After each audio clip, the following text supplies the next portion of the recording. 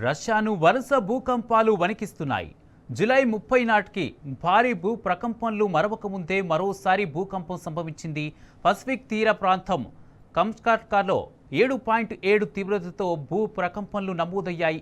బెనీత్కు 10 కిలోమీటర్ల దూరంలో భూకంప కేంద్రాన్ని గుర్తించింది German research centre for geosciences. అయితే సునామీ వచ్చే అవకాశాలు తక్కువేనని ప్రకటించింది. మరోవైపు భూ ప్రకంపనల ధాటికి జనం ఇళ్ల నుంచి బయటికి పరుగులు తీశారు. బిక్కుబిక్కుమంటూ రోడ్లపైనే గడుపుతున్నారు.